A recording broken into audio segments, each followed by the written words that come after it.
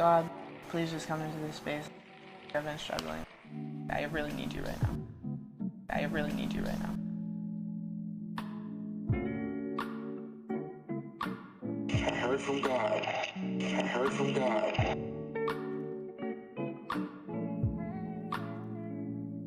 God is always trying to communicate with us. It's about if we're willing to communicate back, we're willing to see the signs that He's trying to give to us.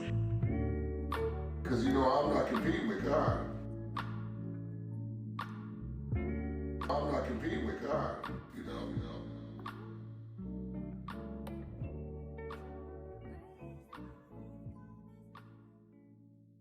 Hey everybody, and welcome to or welcome back to what is now the Sacred Sports Souls podcast. And I'm your host, Leah Edmonds, who I guess I'm a former college athlete.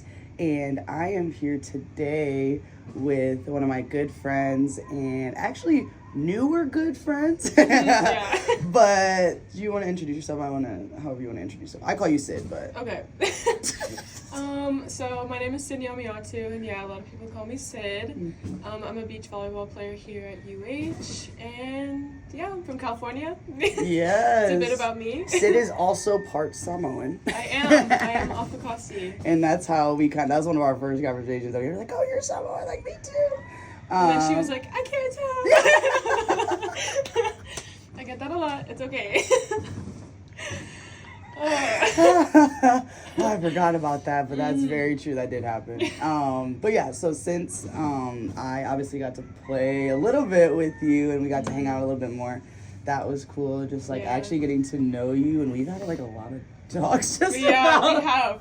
Literally in the short amount of time we've known each other, we've talked so much. So. Yeah, and today actually, I have to tell you how Sid is actually. So obviously there's a lot of reasons that she's sitting in this chair right here with me right now, but one of the things is so crazy. This was, I don't even know, maybe Sunday, earlier this week.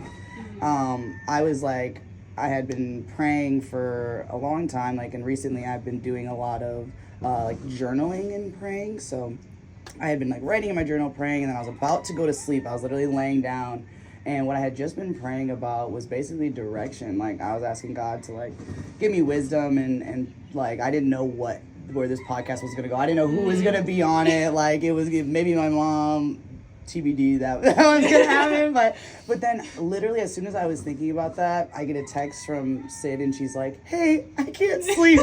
She's like, it was midnight. I was like, I can't sleep. And she's like, what would be cool to talk about on your podcast? And she goes into this just the ideas that she had about student athlete mental health, and it was so cool because one, I had literally felt like you were answering my prayer as you're like, "Hey," and she kind of did it in I don't want to, overstep or anything, but I think this would be a great idea, and maybe if you could collab with somebody. I'm like, dude, why don't you just come on the podcast? Didn't want to ask.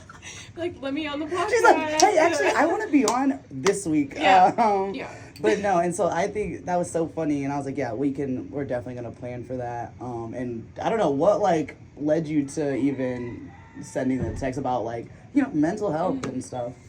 Lately I've been struggling with who I am and volleyball and school, and just a lot of really big changes in my life have started happening. So I have always found inspiration from you and who you are as a person, and I knew that you would have great insight on this topic. So I was just like, you know what, T, you should talk about it. And I just think in general, I've also been experiencing seeing other teammates and other people I know struggling with mental health as student athletes. So I thought this was the perfect opportunity for you to talk about it and give your insight and everything. Now we're gonna talk and now about we're doing it together. And I think I have to also touch on this. I know I talked a little bit about that. Me and Sid kind of met a year ago, and we've been getting a little bit closer. But a big reason, I didn't even tell her this, is a big reason I wanted to have you on this podcast anyway is because obviously I think nowadays when you're getting to know people, and like I said, I was new on the beach team, didn't really know anybody, kind of halfway knew a lot of you. And I think that for me, I'm a big energy person. I'm very big on one, just wanting to be this positive light in people's life, but also I think that inherently attracts other people who just have genuine and authentic motives and and a good heart, and I really felt that from you, especially when yeah, man, I would never, and I'm like very straightforward in that way too, but I think that I just have loved having conversations with you because I think that you have a lot of great insight. How old are you again? I'm 19. Sid is only 19, and I like that is so crazy because I talked to her. I'm like, are you like 26 already? Like, I don't thank even. you. Thank you. I don't even. I feel Thank like you. no. I feel like we're the same age. I'm not 26. Yeah, no. I'm not 26. She's like 21. I'm 23.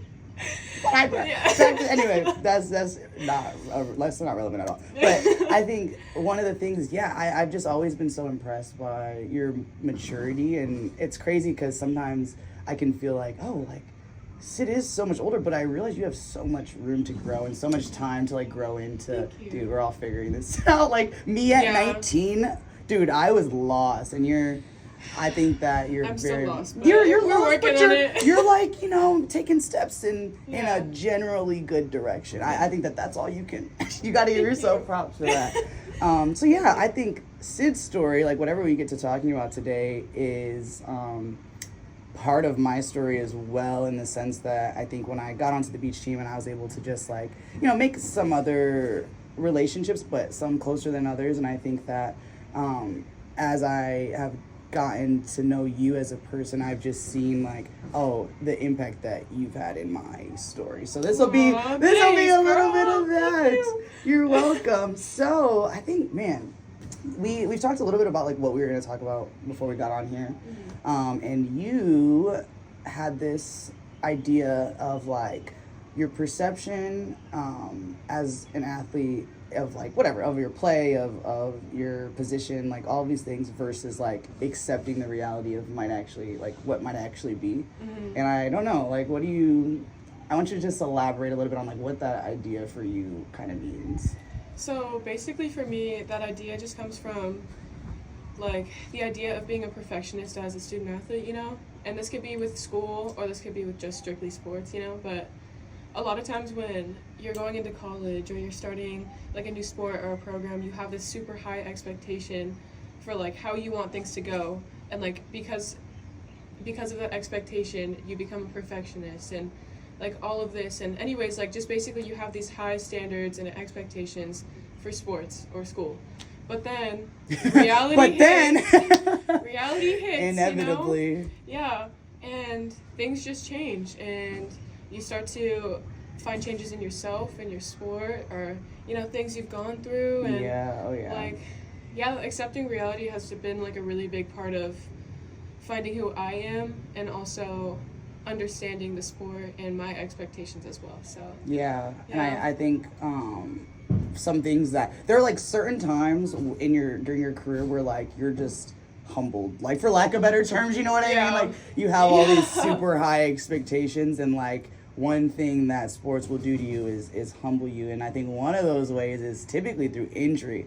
I think and we both have testaments to like injury, but you tore your ACL.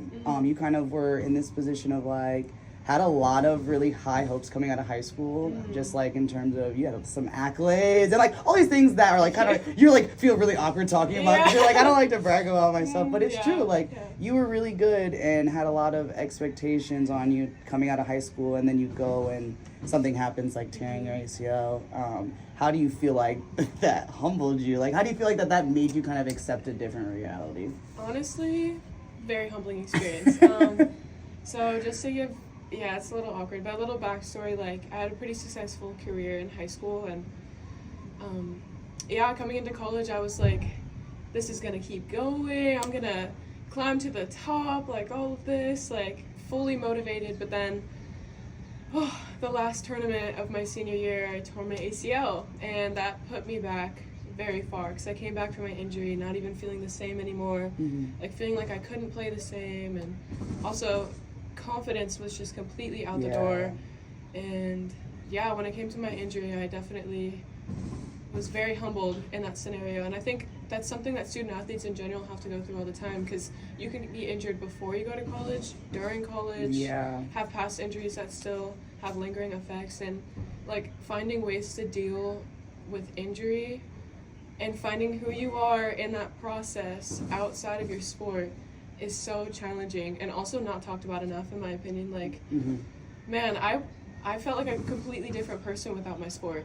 Like, that's all I was for the entire time until I tore my ACL. So tearing my ACL not only humbled me in the sport, but also in life. Yeah. Oh, yeah. Life hit me. Yeah. So, yeah. Yeah, I think, so my sophomore year, I had a pretty bad back injury, and I had to redshirt that whole year. And it was, okay, this is so crazy, because I'm just now remembering this as we're talking about it right now. But I remember freshman year is really hard. I think for anybody, and that's one thing that is also not talked about enough, is a lot of, like, the struggle that you go through your freshman year is way more common than you think. And we talked about that a lot too, like how sometimes you can feel so isolated in your struggle, when in reality there's people out there that that feel you. But my freshman year, I wanted to quit that spring, and I was just like going through it, not having a good time, like losing that passion for volleyball,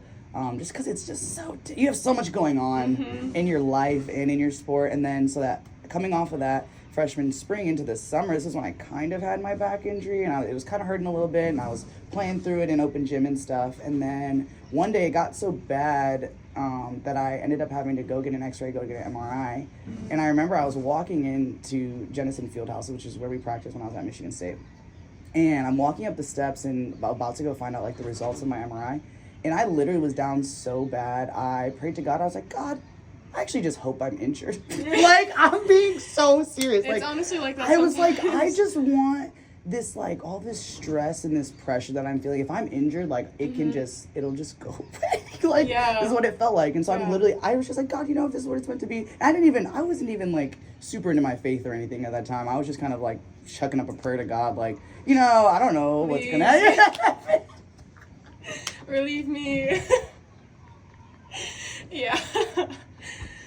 Yeah. So I go up, I say hello, and I go into the office, and lo and behold, my trainer's like, yeah, actually, you have a stress fracture in your lower back. Maybe we didn't want that. Maybe that wasn't the relief. That wasn't the answer, but... Dang, God, you took that real seriously. You took that I hear you all the time. Seriously. And so in that moment, I was like, there's so many complex emotions just around, like, okay, I do get a little break now. And by little, I mean I'm out for the rest of the season. And now, so now I'm, like, talking about identity and, like, all these things that I had to deal with throughout that entire year. And I say all that to say, like, it's so crazy how much our sport and our identity are like this. Like, it's so hard to shake that. Yeah, I completely agree with that. And, I think sometimes injuries are a blessing. Like, I would not have experienced 90% of the things I would have if I didn't get injured.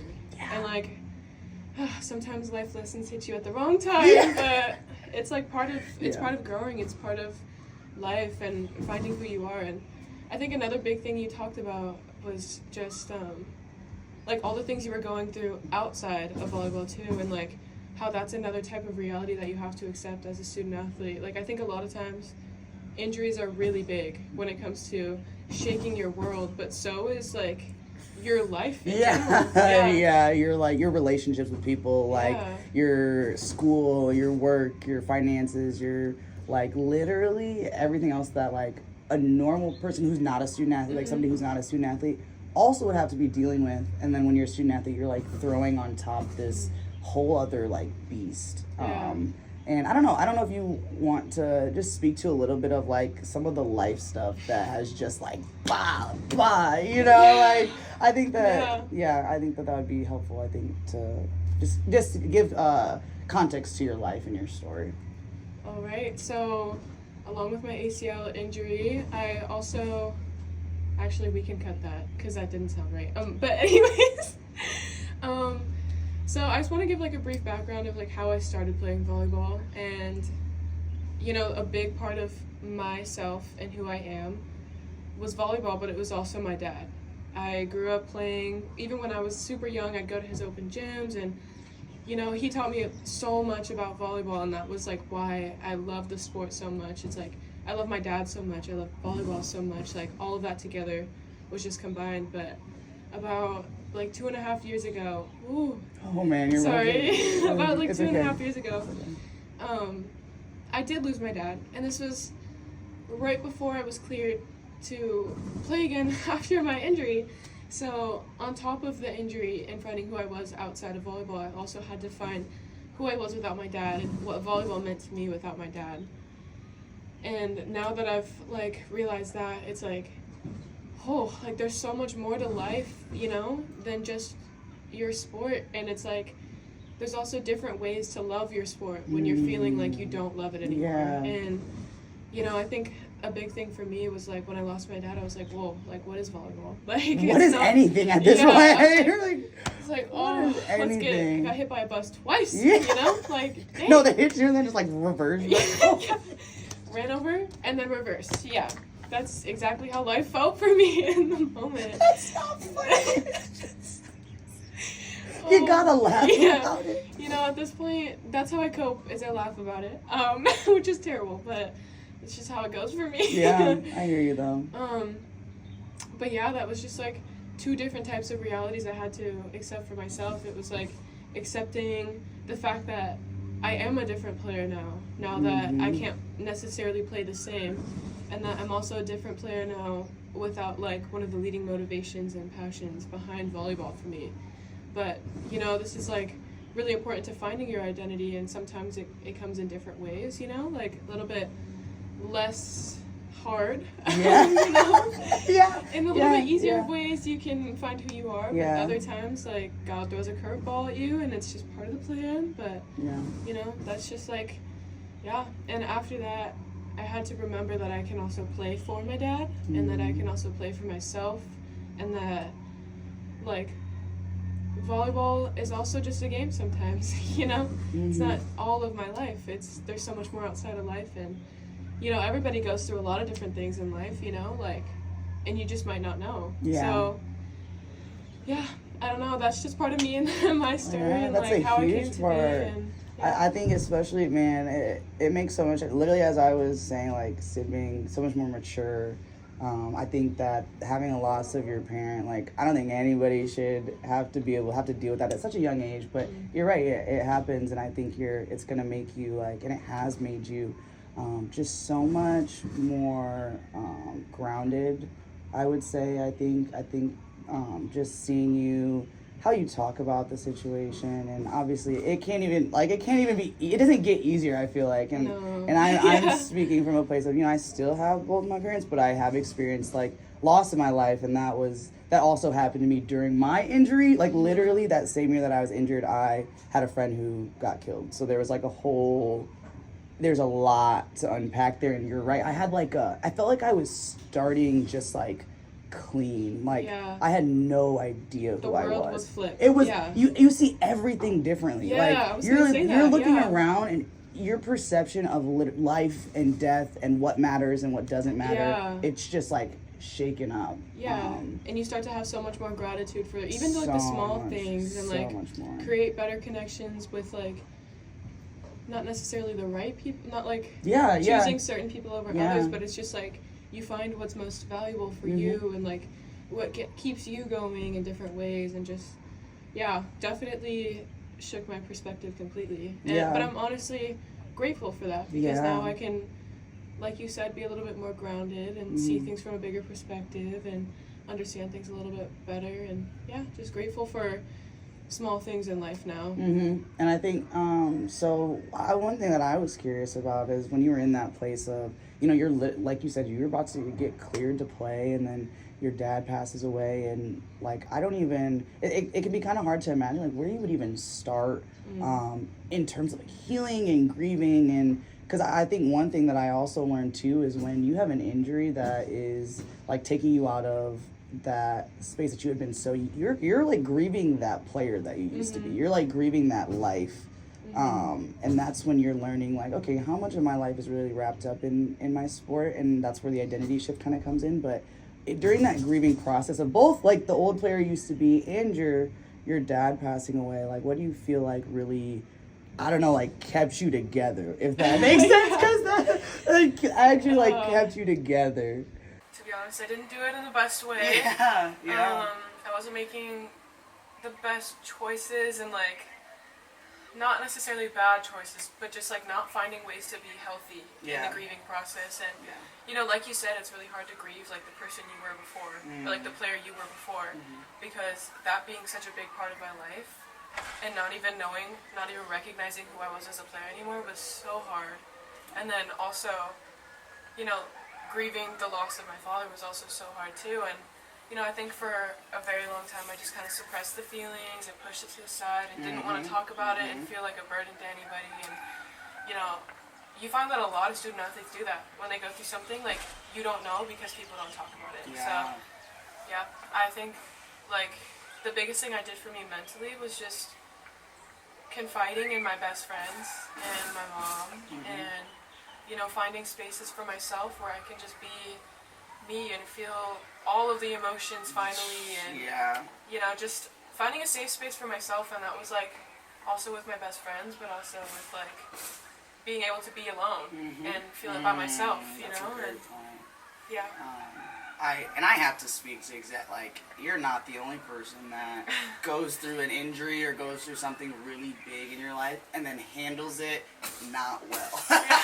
Especially, and you're like, you make such a great point about like student athletes, and I never really realized this because again, I thought it was a me thing. I thought it was like, I don't want to be a burden to anybody else. I don't even know how to talk about what I'm feeling. It's too complex. Like, no one's really gonna care or understand. That was a big part. Like, people not relating and not understanding is so hard because they don't really know how to be there for you the right way. And to me, I feel like part of me was like making, not an excuse, but like trying to defend myself from having to tell anybody about it, like by saying, oh, nobody will understand really, or like it's not worth my time to express how I'm really feeling, so I'd rather just hold it in.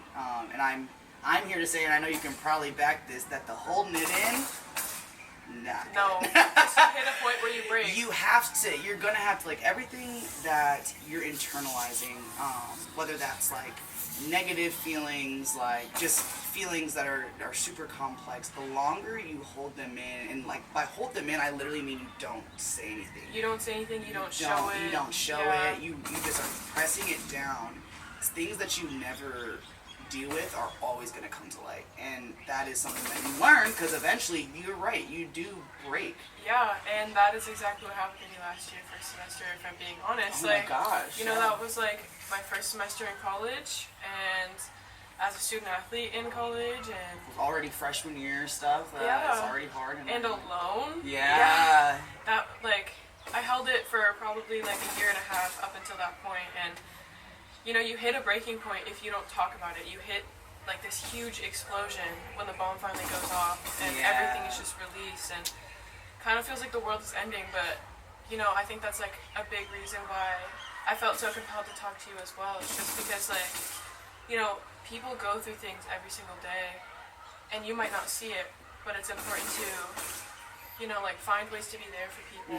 And yeah, I don't know, it's just like I feel like it's just not talked about enough. And you know, like, we have one meeting here and there about it, but it should just be a constant conversation. It should be really comfortable for people. You hit that right on the nose. I think that in hindsight, I can look back and, you know, I think while you're going through it, you have so much going on in your brain that it's hard for you to see, like, what good can even come out of this. Like, it is very, very hard. You're constantly searching for it. You're not finding it because you don't understand. And this is where I wouldn't say started, but I was really pushed. So I was asking bigger questions, like about existence, and just about like why am I here? Why am I here? Where is this person that just died? Are they in heaven? Are they in hell? Are they just ghosts floating around? Like, I really don't know. And as I've said on this podcast, like, many, many times, is that I'm a person who, if I have a question, I need an answer. So, and I think when I was in that space, though, I was not looking in the right places. I was, like, looking in other people. I was looking in like, these spiritual practices that I don't even think make any sense now that I can look back on it. And I was just, like, questioning all these things and doing all these things. And I learned in hindsight now, like, when you're not dealing with all of your stuff that's, like, in you, and when you're not processing those things, you're pushing them down, it really affects how you treat people around you. You start to lose your connections. You start to feel like almost like a bad person. Yeah. You know? And it's Yeah. not because you're doing it intentionally or to be like not so great to people. It's just you don't know how you feel. You can't understand yourself. You don't know how to cope with these things by yourself. Yeah. So while confiding in a bunch of other things or trying to like find different solutions in everybody else, everyone else, everything else other than yourself, you start to lose who you are, and then all those connections kind of go with it. So I completely agree with you. Yeah, and I think that it kind of sucks to look back and think that, oh, if I would have like found a space that I would have felt comfortable enough to have conversation. And I did. Like, I talked to my friends. Like, my friends were there for me, and I loved them. Like, we got really close during those times. And I think that your friends can do a lot for you. And that's why it matters who you surround yourself with. But it's also important to find other spaces where you can get another perspective. Because your friends just want the best for you, and they want to be there for you. And they're going to do that in the way that they know how to. But sometimes I think you need a little bit more guidance in terms of like, this behavior that you're doing right now may not be the healthiest. This might be a better direction to go in. And you can either find that I'm a big advocate, I want to be a therapist, so I want to help people in that way. I think that, but I personally, this is hilarious because I am going to be a therapist. I don't like going to therapy. Same. Like, I hate it. personally. I hate it. Yeah. And I think a big part of me, though, for a long time was that I didn't find a therapist that I felt like really understood me. Like, they were all really great therapists, and I think that it's important. Therapists are like shoes. I don't know. Like, you gotta try them on. You gotta see how they fit. You gotta see if you rock it with them. Like, if they're comfy. If they're comfy. Yeah. If they match the fit, like all that. Yeah. So I do believe that for athletes, sometimes it's like, oh, people are constantly telling you to like go get therapy. You need to go get therapy. You need to talk to somebody, but they're like, who? You're right. Yeah. Who? Yeah.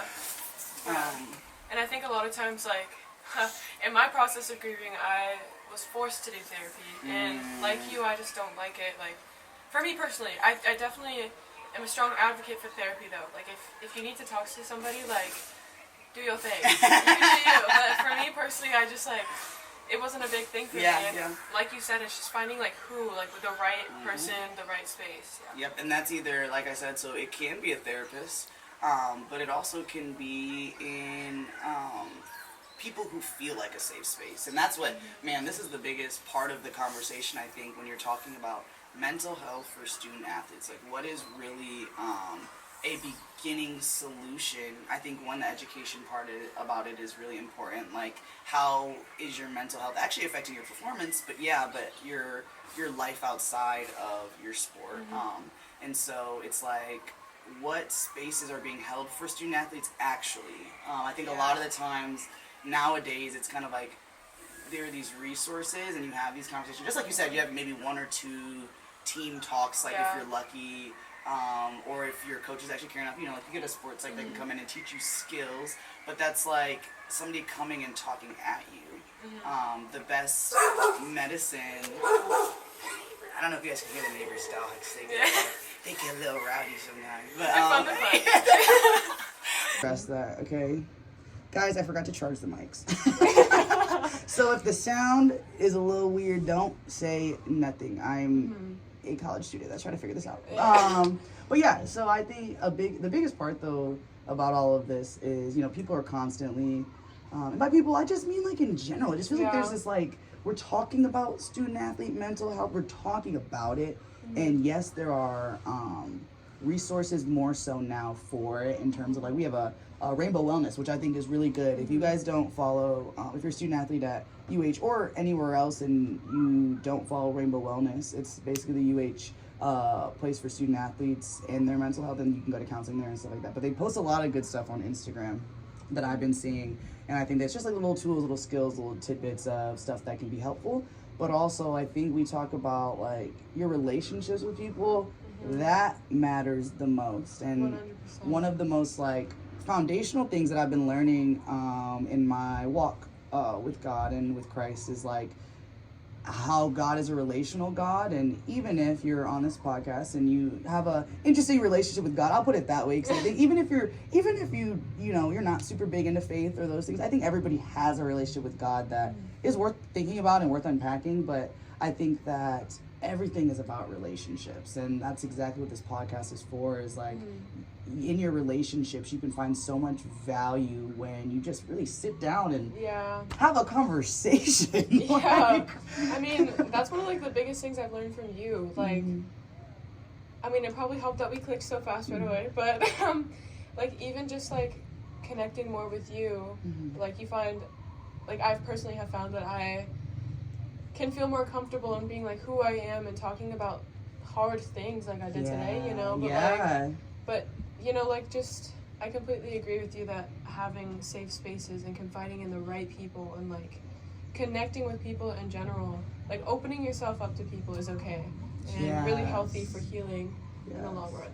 And I think a big part of that too is being able to be your full and true authentic self all the time, no matter how hard that is, because it's a really hard thing to do. It's a super vulnerable thing to do, but I truly believe, and this is something that I'm working on and have been working on for like the last year, is how do you show up in every space the same way?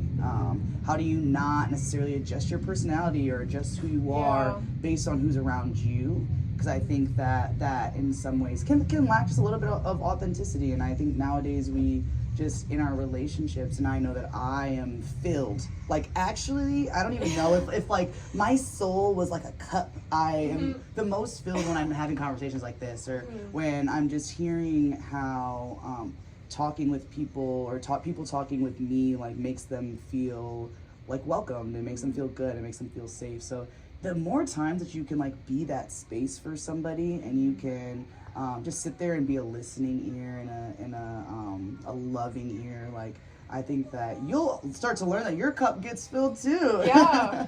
When you can find ways to be there for other people, and like you said, like be like a warm and cozy safe space for somebody, like I don't know, it really just helps with finding who you are too, because sometimes like I remember we talked about this before, and I'll reiterate it now, but you know, being there for somebody else also opens up your door and your heart to other people too. And I think that's just something that's really important. Like once you can be there for somebody else, then you think, oh hey, you know, it's okay for me to talk about things with other people. And I think that's just important for student athletes, but also people in general to understand, like it's okay to open up your heart. You don't have to hide everything, and it's something that should be a normal conversation all the time. And I think that there's sometimes the risk to that is that not everyone's going to receive you in the best way, but that's okay. Like I think that it can be really scary.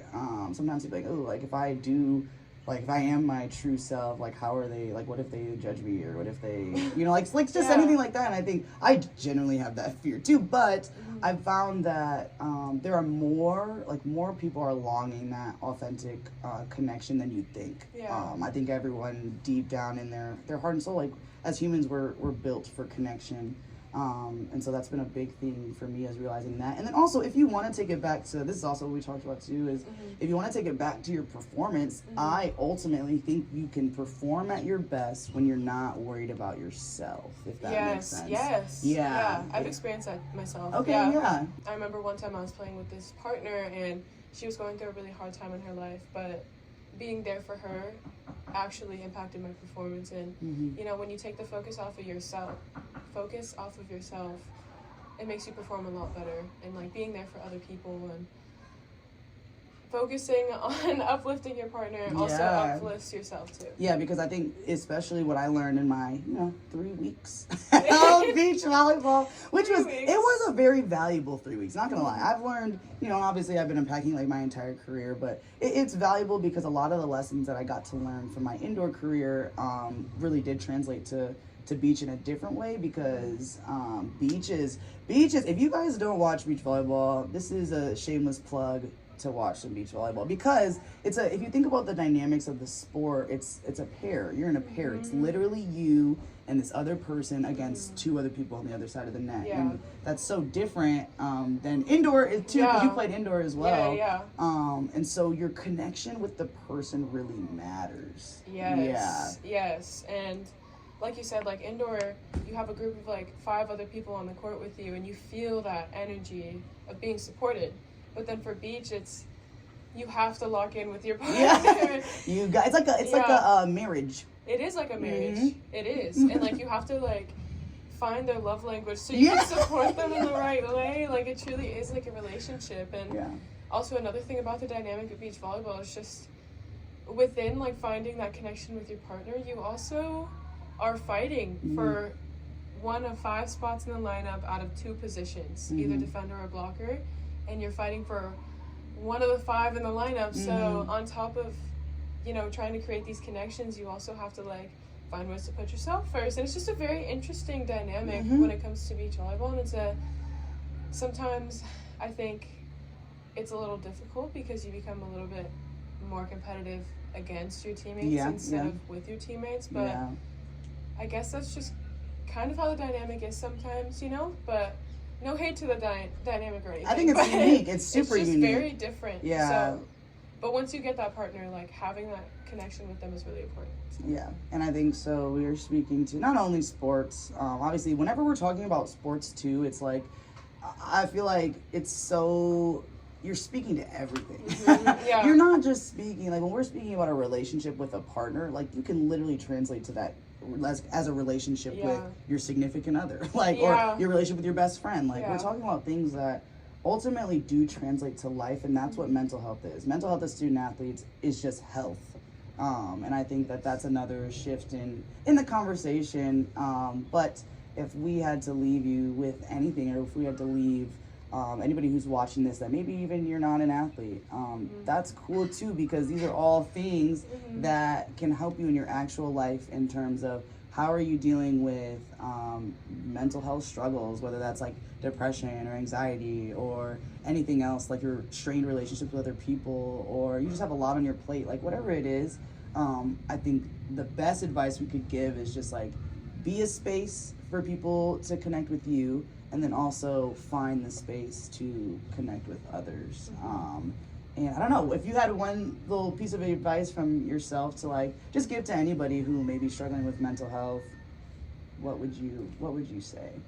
I think one piece of advice that I would give to people struggling with mental health is embracing the journey. You know, like changes happen all the time, life happens all the time, but you know, like embrace the journey, like take it day by day, try to take as many opportunities as you can just to like better yourself and better the people around you. And I think also just open up your heart, like you know, I think society is so harsh these days, and I just think like choosing to love yourself and like be loving to the people around you spreads a lot of comfortable energy that you can give to other people, and like a warm place for you to be to other people. So you know, just embrace the journey and choose love. Yes. Oh, we're so that can sound real, you know, hippie, like, you know, like whatever, radical, like, but it's for real. It's real, yeah. It's really real. Yeah. And I can't end this podcast without, you know, giving a little shout out, because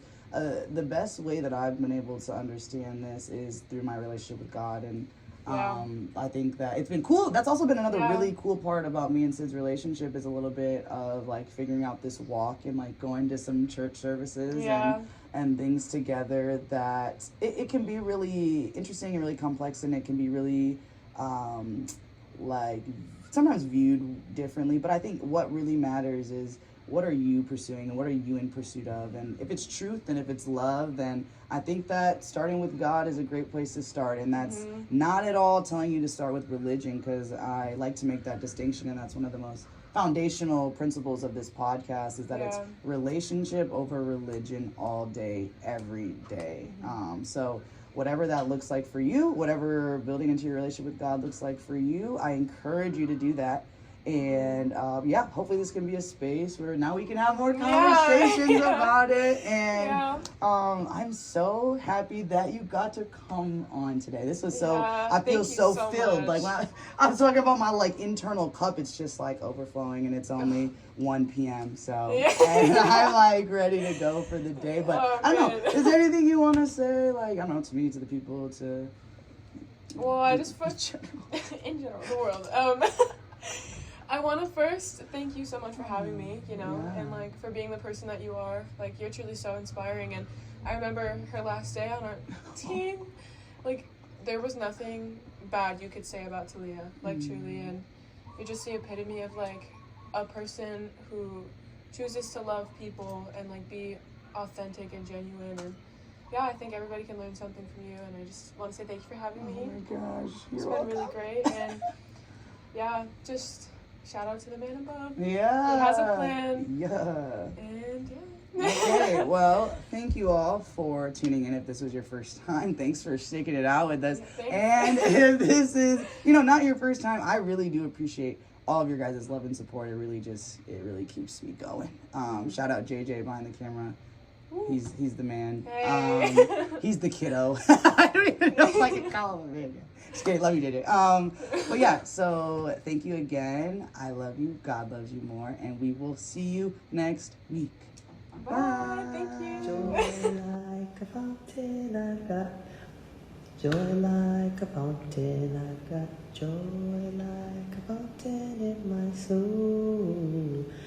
I've got peace like a river, I've got joy like a fountain, I've got love like an ocean in my soul. I got peace like a river, I've got joy like a fountain, I've got love like an ocean in my soul. I've got peace like a river, I've got joy like a fountain, I've got love like an ocean in my soul.